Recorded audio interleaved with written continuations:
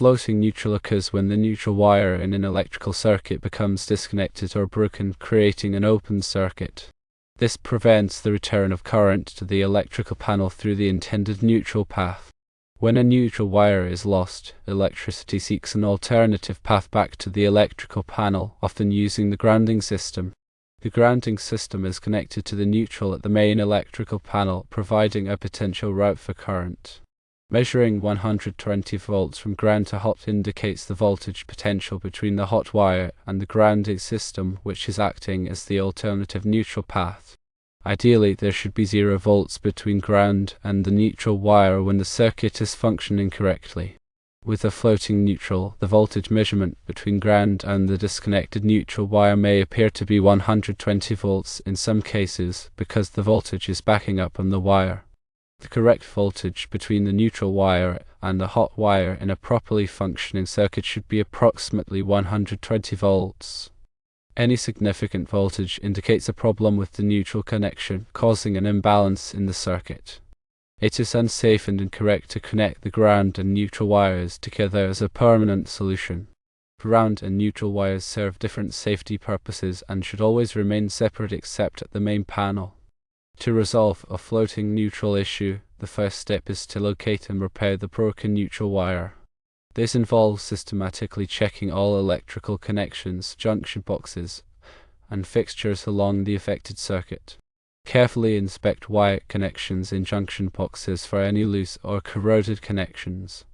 Ensure wire nuts are securely fastened and that wires are properly seated within the connectors.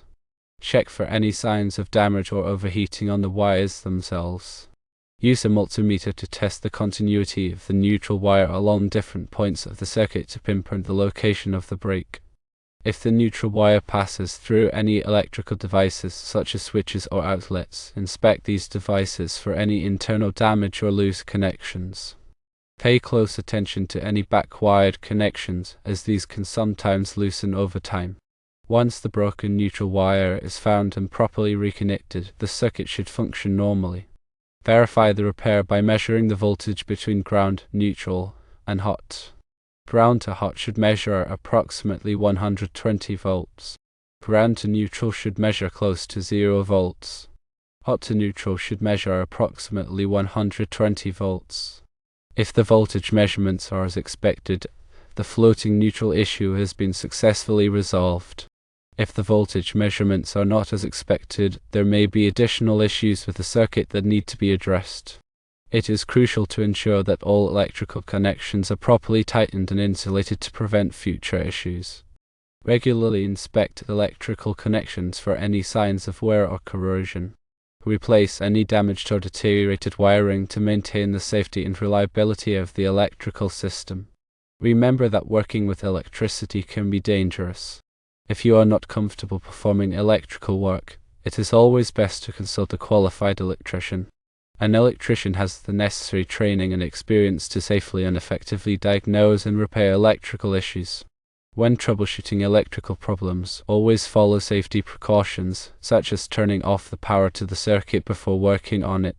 Use appropriate safety equipment, such as insulated gloves and safety glasses. Never work on electrical systems in wet or damp conditions. By understanding the causes and symptoms of a floating neutral, and by following proper troubleshooting procedures, it is possible to safely and effectively resolve this common electrical issue. Remember safety first and call a professional if needed. In more detail, let's explore some additional aspects of floating neutrals and how to address them in electrical circuits. Understanding the role of neutral and ground. The neutral wire provides a return path for current back to the source, typically the electrical panel. It is usually grounded at the service entrance, connecting it to the earth. The ground wire, on the other hand, is a safety conductor that provides a low resistance path for fault current to return to the source, tripping a circuit breaker or fuse and preventing electrical shock. Voltage measurements in a normal circuit. In a properly functioning 120 volt circuit, the voltage measurement should be as follows. Firstly, voltage between hot and neutral should be approximately 120 volts. Secondly, voltage between hot and ground should be approximately 120 volts. Thirdly, voltage between neutral and ground should be close to 0 volts. Symptoms of a floating neutral. Several symptoms may indicate a floating neutral. These include firstly, lights flickering or dimming. Secondly, some outlets or appliances not working. Thirdly, voltage fluctuations in the circuit. Fourthly, electrical shock from metal parts of appliances. Causes of a floating neutral. Common causes of a floating neutral include firstly, loose or corroded connections in the neutral wire. Secondly, damaged or broken neutral wires. Thirdly, overloaded circuits. Fourthly, improper wiring or faulty electrical devices. Troubleshooting steps. When troubleshooting a floating neutral, follow these steps. Firstly, turn off the power to the affected circuit at the circuit breaker. Secondly, visually inspect all electrical connections, junction boxes, and fixtures along the circuit for any signs of damage or loose connections. Thirdly, use a multimeter to test the continuity of the neutral wire. Set the multimeter to the continuity setting and check for a continuous path between the neutral wire at the electrical panel and the neutral wire at various points along the circuit.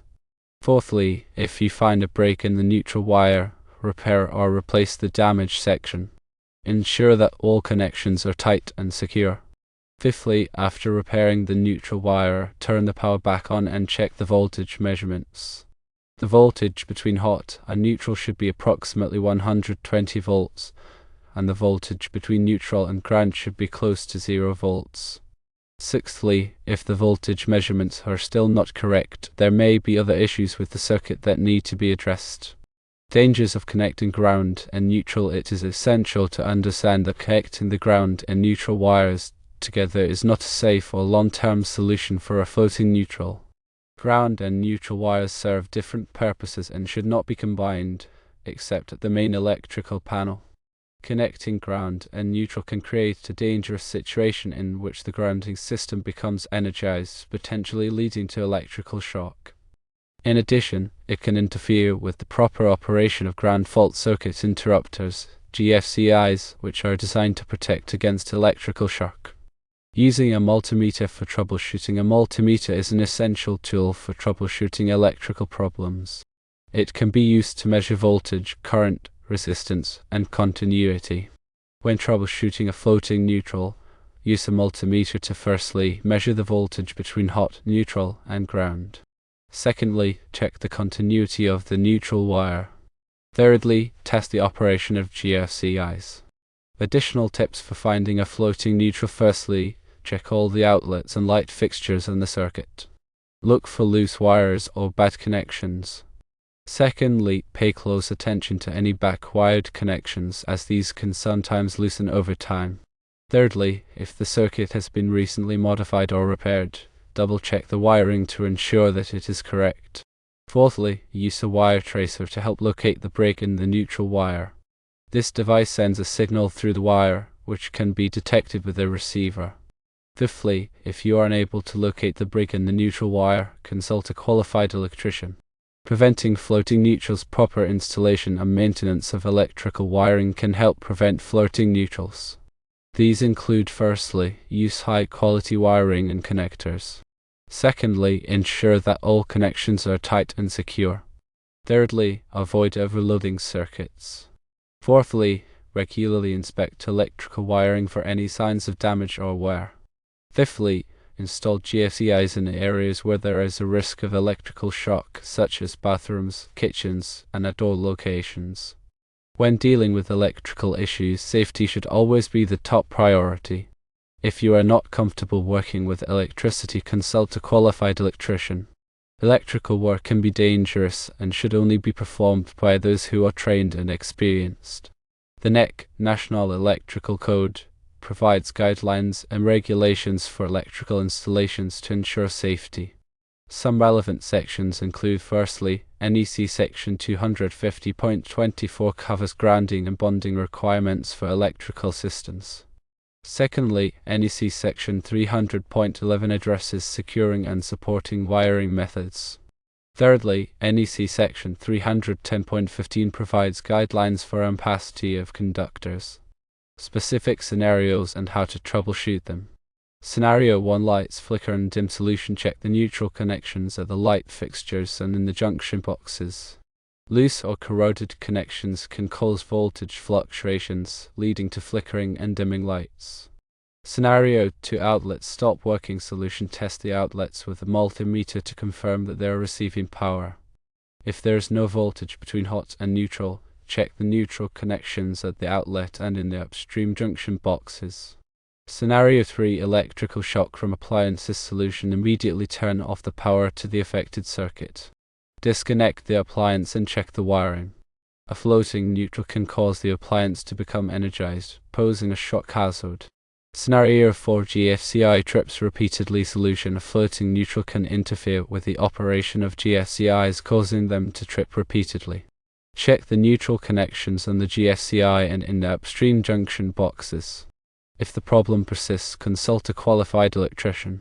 Detailed steps for repairing a broken neutral wire. Firstly, identify the location of the break in the neutral wire using a multimeter or wire tracer. Secondly, turn off the power to the circuit at the circuit breaker. Thirdly, carefully cut away the damaged section of the neutral wire. Fourthly, strip the insulation from the ends of the remaining wires. Fifthly, connect the wires using a wire connector or by splicing them together. Ensure that the connection is tight and secure. Sixthly, insulate the connection with electrical tape or heat shrink tubing. Seventhly, carefully tuck the repaired wire back into the junction box or conduit. Eighthly, turn the power back on and check the voltage measurements. The voltage between hot and neutral should be approximately 120 volts, and the voltage between neutral and ground should be close to 0 volts.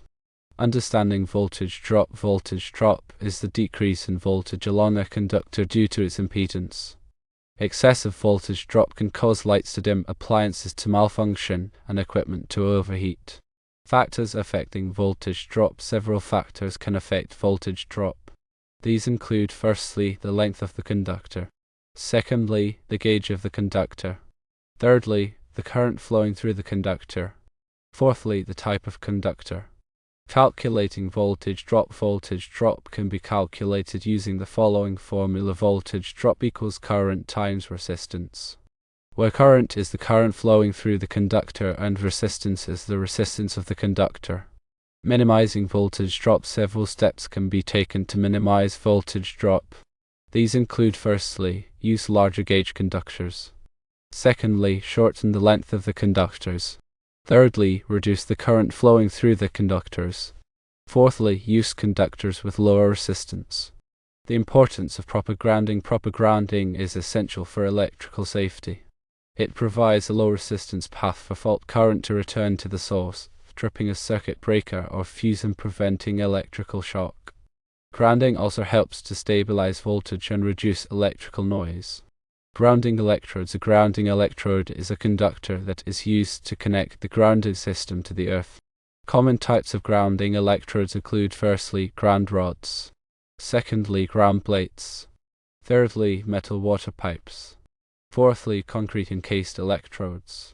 Grounding conductors. A grounding conductor is a conductor that is used to connect equipment and appliances to the grounding system.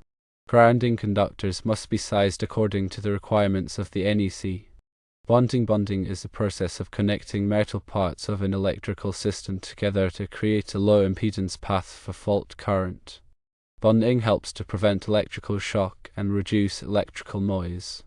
Common bonding methods include firstly, bonding jumpers. Secondly, bonding bushings. Thirdly, bonding lock nuts. Electrical safety tips. Firstly, always turn off the power to the circuit before working on it. Secondly, use insulated tools and equipment. Thirdly, wear safety glasses and gloves. Fourthly, never work on electrical systems in wet or damp conditions. Fifthly, if you are not comfortable performing electrical work, consult a qualified electrician. NEC Table 310.16. This table provides ampacity ratings for insulated conductors. It is important to select conductors with ampacity ratings that are appropriate for the circuit. NEC Table 250.122. This table provides sizing requirements for equipment grounding conductors. It is important to size equipment grounding conductors according to the requirements of the NEC. Understanding arc fault circuit interrupters. FSIs are devices that are designed to protect against arc faults. Arc faults are dangerous electrical conditions that can cause fires. FSIs work by detecting arc faults and tripping the circuit breaker. Locations where FSIs are required. FSIs are required in many locations, including firstly, bedrooms, secondly, living rooms, thirdly, dining rooms, fourthly, family rooms, fifthly, hallways, sixthly, closets. Types of FSIs. There are two types of FSIs. These include firstly, branch circuit FSIs, secondly, outlet circuit FSIs. Testing FSIs. FSIs should be tested monthly to ensure that they are working properly. To test an FSI, press the test button on the device. The circuit breaker should trip. If the circuit breaker does not trip, the FSI is not working properly and should be replaced.